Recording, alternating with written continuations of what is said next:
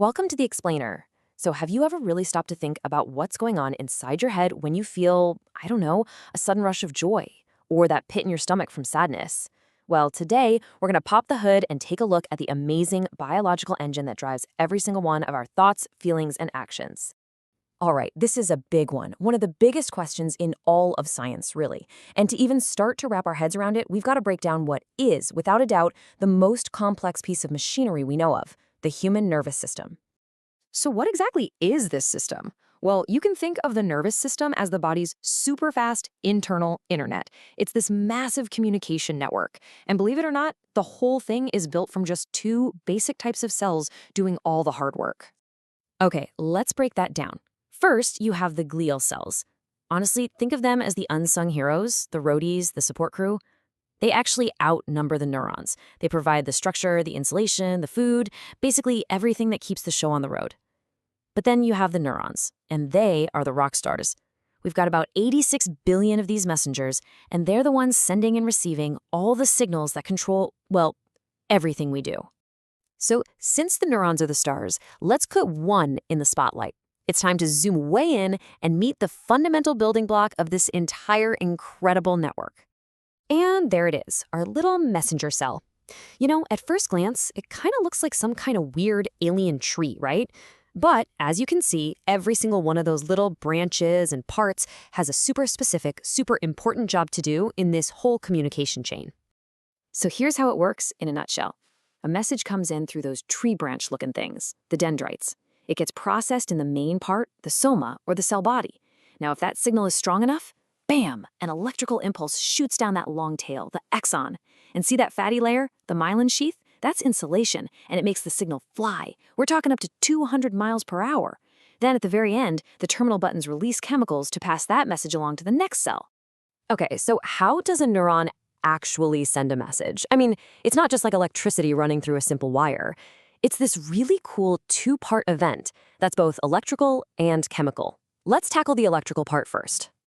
That electrical signal has a name, the action potential. And the thing about it is, a neuron doesn't fire just a little bit or a whole lot. Nope, it's an all or none situation. Think about it like hitting send on a text. Once you hit it, it's gone. Same idea here. Once the neuron hits a certain trigger point, that message is sent at full strength. No half sends, no takebacks. And this graph, this shows it perfectly. It's a great way to see that all or none signal in action. So just follow the line. You see the neuron is just kind of chilling at its resting state, and then, boom, it hits that dotted line, the trigger point. Suddenly, a flood of positive ions rushes into the cell, and that's what creates that huge electrical spike you see right there. That spike is the signal, and it's what goes racing down the axon. So once that electrical spike gets all the way to the end of the line, that's when the chemical part of the story kicks in. The terminal buttons open up and release these little chemical messengers. We call them neurotransmitters, into this teeny tiny gap called the synapse. And then they just float across that gap, lock onto the next neuron, and deliver the message. And just like that, the whole process might start all over again. Now, this chemical handover, that's a really important step because it's a place where we can actually step in and make changes. A lot of psychotropic medications work by messing with this very process. For instance, some treatments for Parkinson's use what are called dopamine agonists. They basically mimic dopamine to give its signal a boost. And then on the other hand, you have dopamine antagonists, which are used in some antipsychotics. They do the opposite. They block the receptors to turn down the volume on an overactive signal. All right, so we've seen how a couple of neurons chat with each other. But now it's time to zoom out. We're going from these tiny, microscopic conversations to the gigantic, incredible network that they build all throughout our entire body. So the whole system is really split into two big parts. First, you've got the central nervous system, the CNS. That's mission control, the brain and the spinal cord. Then you have the peripheral nervous system, or PNS, and that's basically all the wiring, this huge network of nerves that connects mission control to, well, everything else in the body. The analogy of the CNS as the main server and the PNS as all the Ethernet cables running through the building is actually pretty perfect. And inside that peripheral system, there's a part that works on autopilot, the autonomic nervous system. This is the stuff you never have to consciously think about, like your breathing, your heart rate, your digestion. It's split into two divisions that are basically a perfect balancing act. You have the sympathetic system, which is like the gas pedal. It revs you up for action. And then you have the parasympathetic system, which is the brake. It cools you down and brings everything back to normal. And this is what happens when your sympathetic nervous system slams on that gas pedal. Anytime you sense a threat, and it doesn't matter if it's a bear in the woods or just the stress of giving a big presentation, this system instantly kicks into high gear. It floods your body with resources to get you ready to either fight the threat or run away from it. It's a super ancient survival tool that's just hardwired right into us. Okay, so we've met the messengers, we've seen the network.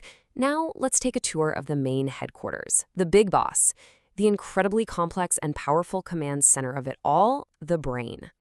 So that wrinkly outer layer of the brain, the cerebral cortex, it's divided up into 4 main zones or lobes, and each one is a specialist.